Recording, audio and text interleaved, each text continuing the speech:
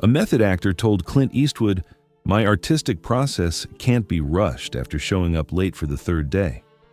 What Clint did next, in front of the entire crew, became legendary in Hollywood. It was October 1992, on the set of Unforgiven in the remote Alberta Badlands of Canada. Clint Eastwood was directing and starring in what would become one of his most critically acclaimed films, a revisionist Western that would win 4 Academy Awards, including Best Picture and Best Director. The production was tight, disciplined, and running slightly ahead of schedule, exactly how Clint liked it. He'd built his reputation as a director who respected budgets, valued crew time, and finished films efficiently without sacrificing quality. His sets were known for being professional, focused, and drama-free. Then, they hired someone we'll call Derek Matthews. Matthews was a respected stage actor from New York who'd recently gained attention for an intense performance in an off-Broadway production. He'd studied at prestigious acting programs, trained in various method techniques, and considered himself a serious artist. His agent had pushed hard to get him a supporting role in Clint's film, a key character who appeared in several important scenes. Clint's casting director had reservations.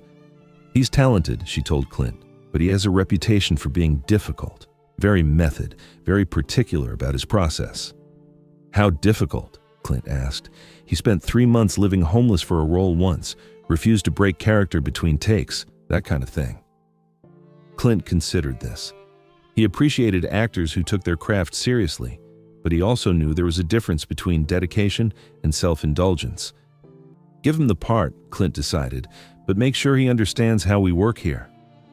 Matthews signed the contract, arrived in Alberta, and attended the first production meeting. Clint laid out his expectations clearly: 6 a.m. call times when scheduled, professionalism on set, efficiency in shooting. The crew worked hard, and Clint expected actors to match that energy. Matthews nodded through the meeting but seemed distracted, as if the logistics of filmmaking were beneath him. He was here to create art, not punch a time clock. The first day Matthews was scheduled to shoot was a Monday, call time 6 a.m. The location was a remote ranch an hour from base camp, and the morning light was crucial for the scene they needed to film. At 6 a.m., the crew was ready. Cameras positioned perfectly for the shot, lights set to capture the golden morning glow.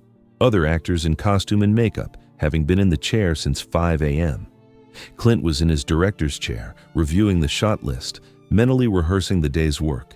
The entire machine was oiled and ready to run, but Derek Matthews' trailer door remained closed, dark, silent. At 6:30, the first assistant director knocked politely, no answer. At 6:45, he knocked again, louder this time. Still nothing. The crew began shifting uncomfortably, checking watches, whispering.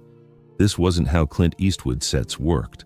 At 7 a.m., after multiple attempts, Matthews finally opened the door, still in his street clothes, hair uncombed, looking genuinely annoyed at being disturbed rather than embarrassed about being late. "I'm preparing," Matthews said, his tone suggesting the AD was interrupting something sacred. "My process requires deep internal work before I can inhabit the character. This can't be rushed. This isn't some sitcom where you just put on a costume and say lines. This is serious acting." The AD explained they were losing the morning light, that the entire crew was waiting. "Art doesn't work on a schedule," Matthews replied, closing the door. Clint, informed of the situation, made a decision.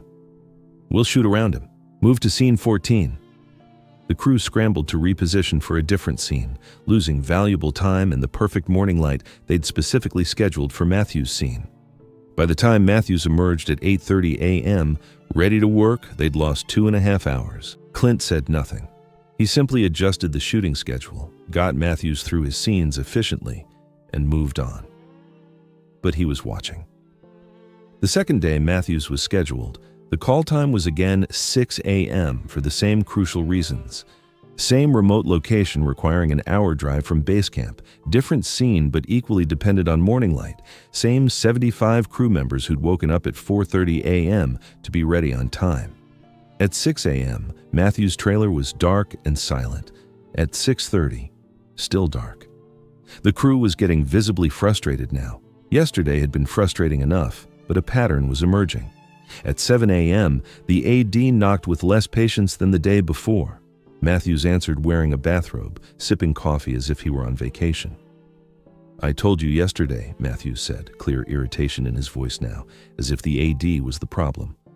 "My artistic process requires time. I need to meditate, to center myself, to find the character's emotional truth. This isn't television where you just show up and hit marks. This is cinema. This is art." "We have 75 people waiting," the AD said carefully. "Then they'll learn patience," Matthews replied. "Great performances can't be manufactured on an assembly line." He finally emerged at 8:45, over 2.5 hours late again. When the AD explained to Matthews that they'd have to skip his scene and shoot it later, losing another perfect lighting window, Matthews shrugged. "If the light isn't right, the light isn't right," he said, as if this vindicated his lateness rather than being caused by it. Clint watched this unfold from his director's chair. He said nothing to Matthews. He just adjusted the schedule again, shot what they could, and noted the pattern developing. That evening, Clint's producer approached him. "We need to talk about Matthews. 2 days, 2 major delays. We're losing budget and schedule." "I'm aware," Clint said. "Should we warn him? Threaten to fire him?" "No threats," Clint said. "One more day. Let's see if this is who he is." The third day Matthews was scheduled was critical. It was his biggest scene, a dramatic confrontation that required precise timing with the other actors, complex camera movement, and specific natural light that they'd get for maybe 90 minutes at most. They'd scheduled extra crew, brought in additional equipment, and coordinated multiple departments around this shoot. Call time, 6 a.m. sharp. At 5:45 a.m., the entire crew was ready. Actors in position, cameras prepped, lights set, sound recording, everyone waiting for Derek Matthews. At 6 a.m., his trailer was closed. At 6:15, still closed. At 6:30, the AD knocked. No answer. At 6:45, louder knocking. Nothing. Clint stood up from his director's chair and walked over to Matthews' trailer himself. The entire crew watched. This was unprecedented. Clint directing was usually invisible from his chair, quietly efficient. Him walking across set to personally address an actor meant something significant was happening. Clint knocked on the trailer door. Hard, 3 sharp raps that echoed across the quiet set. After a long moment, Matthews opened the door. He was in his bathrobe again, holding a cup of tea, looking annoyed at the interruption. "We're ready for you," Clint said quietly. "I'm preparing," Matthews replied, his tone suggesting this should be obvious. "My artistic process can't be rushed. I need to access deep emotional memories for this scene. It takes time. It takes—" "What time was your call?" Clint interrupted, his voice still quiet but with an edge now. "Call times are administrative convenience," Matthews said, launching into what was clearly a prepared speech about art. "Real acting, serious acting, requires going to places that can't be scheduled. I'm not some television actor who hits their marks and delivers lines. I'm creating a character from the inside out. That process—" "What time?" Clint repeated, not asking now but stating, his quiet voice somehow carrying more authority than shouting ever could. "Was your call?" Matthews blinked, thrown off by the interruption to his prepared speech about artistic integrity. 6, but that's just— "It's 7 a.m., Clint said, each word deliberate and final. "You're an hour late, 3rd day in a row. 75 people have been waiting for you. People who got here on time despite having the same early call you did." "Great art requires sacrifice," Matthews said, recovering his confidence and launching back into his justification. "Those people are being paid to wait. That's literally their job. My job is to create something transcendent, something that will last beyond this production schedule. You, of all people, should understand that real artistry can't be confined to—" "Pack your things," Clint said, cutting through the speech like a knife. Matthews stopped mid-sentence, mouth open. "Excuse me?" "Pack your things," Clint repeated, his voice still that same quiet rasp that had become famous in westerns. "You're fired. There's a car waiting to take you back to Los Angeles. You have 30 minutes to be out."